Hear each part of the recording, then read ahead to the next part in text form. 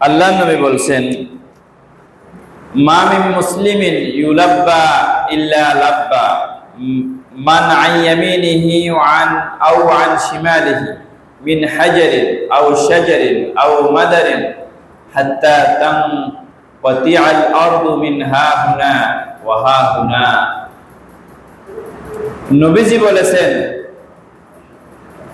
মা মিন মুসলিমিন ইউলাব্বা ইল্লা লাব্বা, যে সমস্ত হাজী সাহেবেরা তালবিয়া পড়তে থাকে,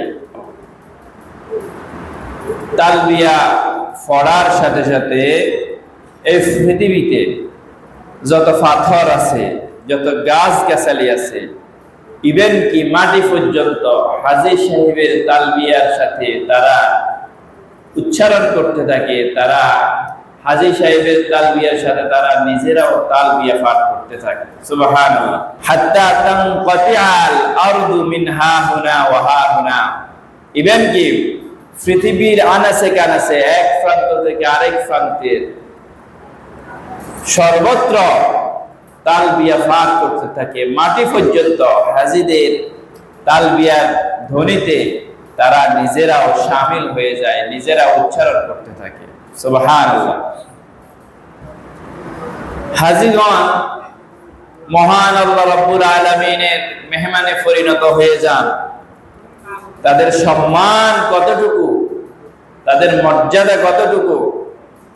যাদের অর্থ সম্পদ রয়েছে এরপরেও হজ করতে চান না, এটা তাদের আসলে দুর্ভাগ্যের বিষয়। যাদের অ্যাবিলিটি আছে, সক্ষমতা আছে, শারীরিকভাবে যারা সুস্থ, আর্থিকভাবে যারা সচ্ছল, এরপরেও যারা হজ করে না, হজ করার মন মানসিকতা নেই, এটা আসলে দুর্ভাগা। আসলে কি আল্লাহ নবী বলেছেন, আল হুজ্জাজ ওয়াল উম্মার ওয়াফদুল্লাহ আন দাউহু ওয়াজাবাহুম ওয়া ইনস্তাগফারুহু গফারা লাহুম। হাজীগণ এবং উমরা আদায়কারীগণ আল্লাহর মেহমান, আন দাউহু আজাবাহুম, তারা যখন আল্লাহকে ডাকেন, আল্লাহর কাছে প্রার্থনা করেন, আল্লাহ রাব্বুল আলামিন তাদের প্রার্থনাগুলিকে মঞ্জুর করেন, কবুল করেন। তাদের আহ্বানে আল্লাহ সাড়া দেন।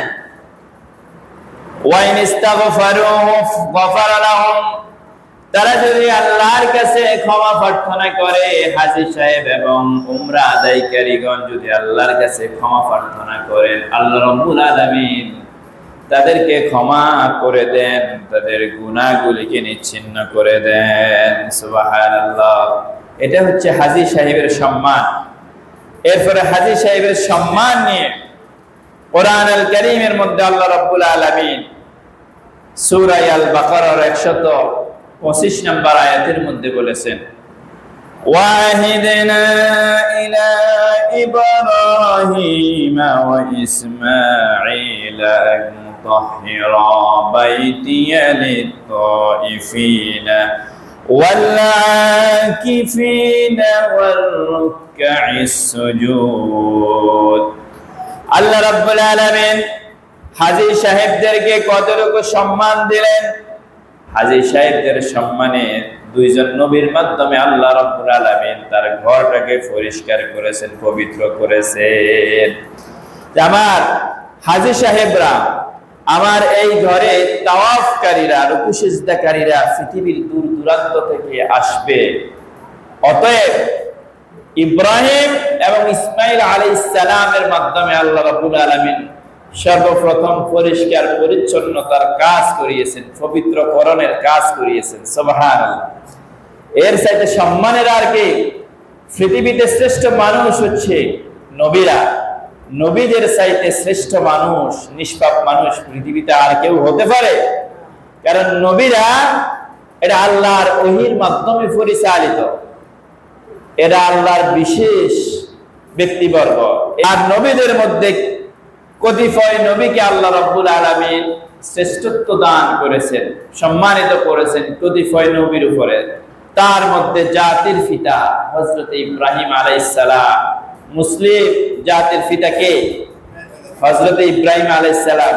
এটা কি আমাদের বানানো নাকি আল্লাহ ঘোষণা দিলেন? আল্লাহ রাব্বুল আলামিন বলেন মিল্লাতা আবিকুম ইব্রাহিম হুয়া সাম্মাকুমুল মুসলিমিন। আল্লাহ রাব্বুল আলামিন বলেন মুসলিম মিল্লাতের জাতির পিতা হচ্ছে, মুসলিম মিল্লাতের পিতা হচ্ছে হযরত ইব্রাহিম আলাইহিস সালাম। তিনি আমাদের নাম রেখেছেন মুসলমান, আমাদের নামটা রেখে দিলেন তিনি হচ্ছেন আমাদের জাতির পিতা। আল্লাহ রাব্বুল আলামিন হাজীদেরকে কতটুকু সম্মানিত করলেন। তার জলিলুল কদর নবী হযরত ইব্রাহিম এবং ইসমাঈল আলাইহিস সালামের মাধ্যমে আল্লাহর ঘরটাকে বাইতুল্লাহটাকে পবিত্র করলেন, যে আমার হাজী সাহেবরা তাওয়াফকারীরা রুকু সিজদাকারীরা দূর দূরান্ত থেকে আসবেন। আনতাহিরা, আপনারা দুজনে পরিষ্কার করুন, পবিত্র করুন। সুবহানাল্লাহ। ওয়াল আকিফিনা ওয়ার রুকআইস সুজুদ, আল্লাহ রাব্বুল আলামিন বলেন আমার এই ঘরের মধ্যে তারা অবস্থান করবে, ইতিকাফ করবে, রুকু করবে, সিজদা করবে, তাওয়াফ করবে, তাদের সম্মানে আল্লাহ রাব্বুল আলামিন ঘরটাকে পবিত্র করলেন। সুবহানাল্লাহ। এরপরে হজের সময়ে গুরুত্বপূর্ণ একটা দিন রয়েছে, যেই দিনের দোয়াটা আল্লাহর কাছে অনেক অনেক বেশি প্রিয়, এবং ওই দোয়া আল্লাহ রাব্বুল আলামিন ফিরিয়ে দেন না। قال رسول الله صلى الله عليه وسلم خير الدعاء دعاء يوم عرفة।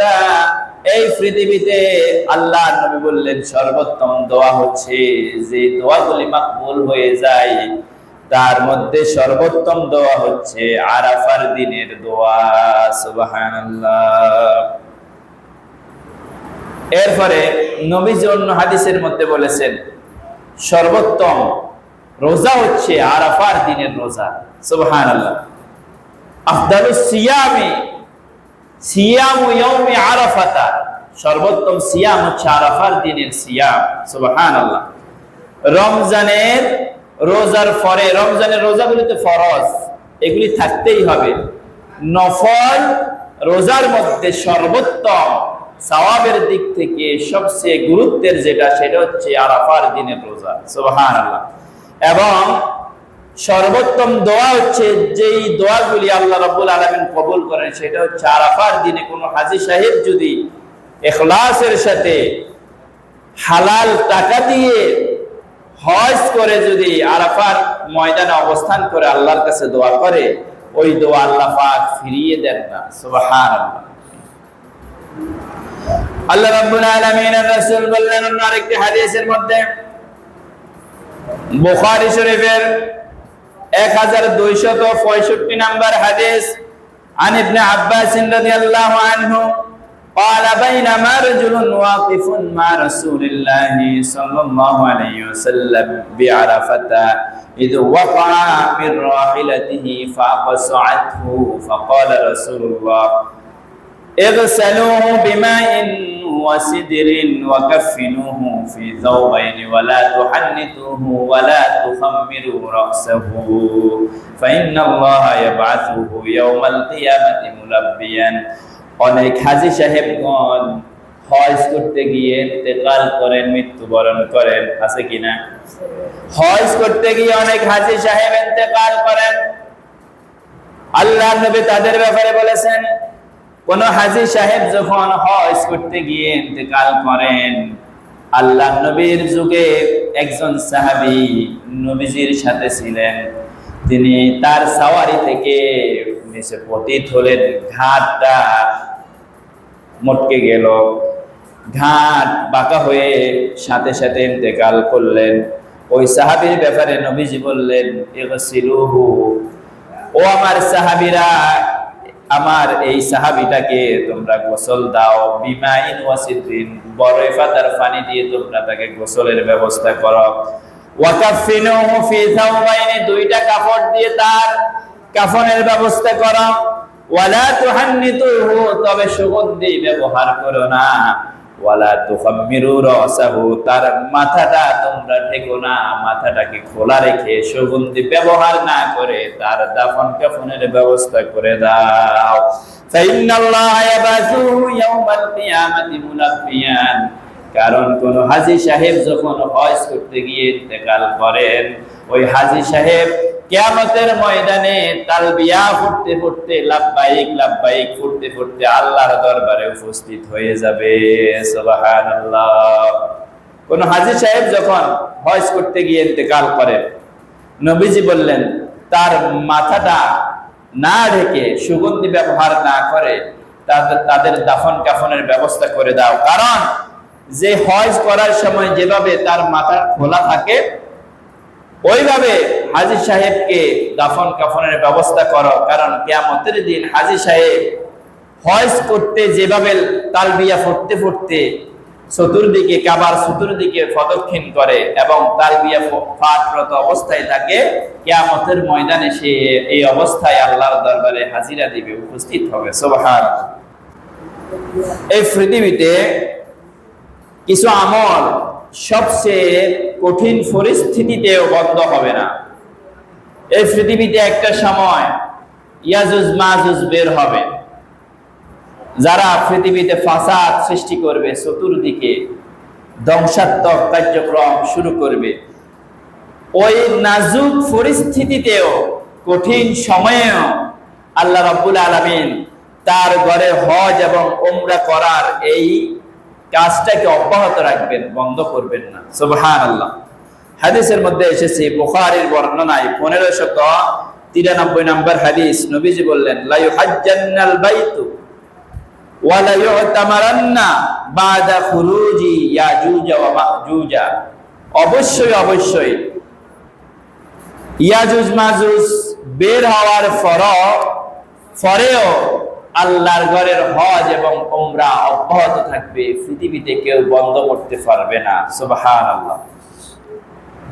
এরপর আরেকটি হাদিসের মধ্যে এসেছে, আন আয়েশা রাদিয়াল্লাহু তাআলা আনহা قالت أن رسول الله صلى الله عليه وسلم ما من يوم أكثر من أن يعتق الله عز وجل عبدا أو أمة من النار من يوم عرفة।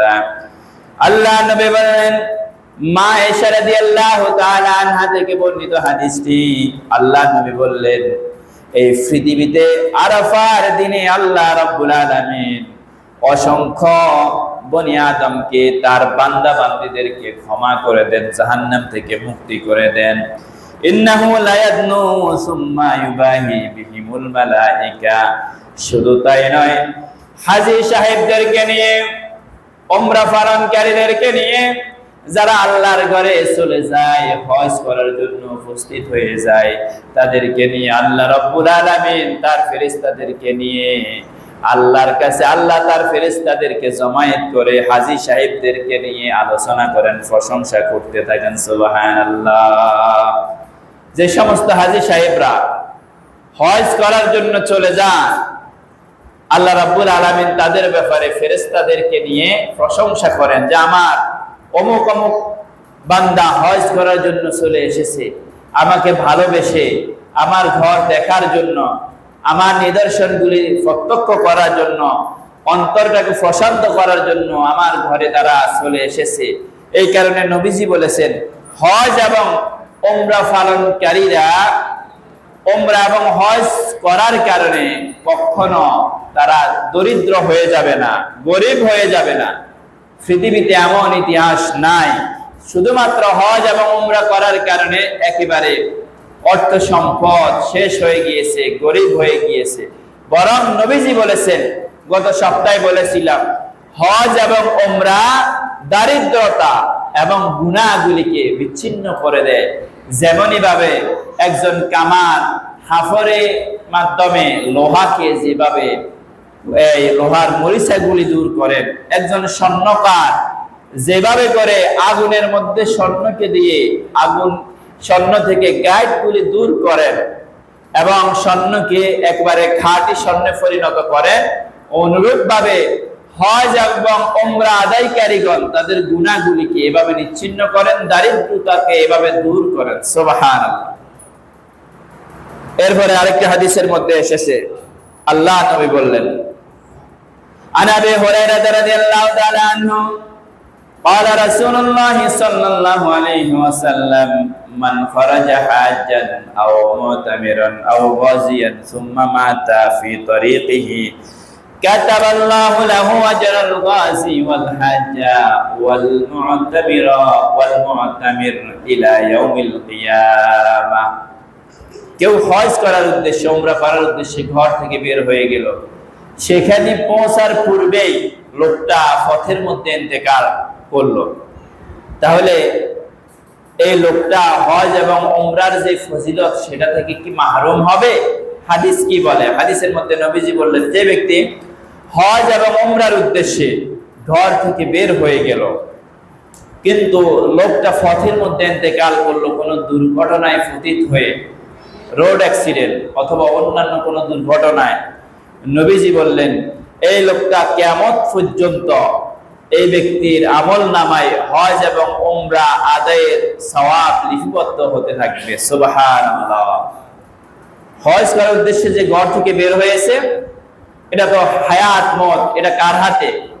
আল্লাহর হুকুম হয়ে গেছে, লোকটা দুনিয়া থেকে বিদায় নিয়েছেন, কিন্তু যে উদ্দেশ্যে বের হয়েছে উদ্দেশ্য কখনো বিফল হবে না, এই লোকটা কখনো ব্যর্থ হবে না, বরং আল্লাহ রাব্বুল আলামিন চলমান সওয়াবের সিলসিলা এই ব্যক্তির আমল নামায় অব্যাহত রাখবেন। সুবহানাল্লাহ। এরপরে সেখানে রয়েছে গুরুত্বপূর্ণ কয়েকটা নিদর্শন। হাজার হাজার বছর পূর্বে যেই নবীরা, বিশেষ করে জাতির পিতা ইব্রাহিম আলাইহিস সালাম, তিনি আসলেন প্রায় খ্রিস্টপূর্ব 4500 বছর পূর্বে তিনি পৃথিবীতে এসেছিলেন। তিনি যেই পাথরের উপরে দাঁড়িয়ে কাবা ঘর নির্মাণ করেছেন, ওই পাথর সেখানে আছে না? আল্লাহ নবী বলেন, ইন্না মাসহাল হাজারিল আসওয়াদি ওয়াল রুকনিল ইয়ামানি ইয়াহুত্তানিল খাতায়া হাত্তান। হাজার আসওয়াদ এবং রুকনে ইয়ামানি, এই দুটি পাথর মানুষের গুনাহগুলিকে গ্রহণ করে করে তারা কালো হয়ে গিয়েছে। মূলত এই দুইটি কালো ছিল না, এই দুইটি ছিল একেবারে শুভ্র। নবীজি বলেন, নাযালাল হাজারুল আসওয়াদ মিনাল জান্নাহ, হাজারে আসওয়াদ পাথরটা জান্নাত থেকে অবতীর্ণ হয়েছে। ওয়া হুয়া আশাদ্দু বায়াদাম মিনাল লাবানি, দুধের চাইতেও শুভ্র ছিল, সাদা ছিল এই পাথরটা। ফাসাওয়াদাতু খাতায়া বানি আদম, বনি আদমের গুনাহগুলি এই শুভ্র পাথরটাকে কালো করে দিয়েছে, কালো বানিয়ে দিয়েছে। বনি আদমের গুনাহগুলি গ্রহণ করে করে এই হাজারে আসওয়াদটা, যদিও হাজারে আসওয়াদ কালো পাথর, কিন্তু এই জান্নাত থেকে যখন অবতীর্ণ হয়েছে দুধের চাইতেও সাদা ছিল হাজারে আসওয়াদ।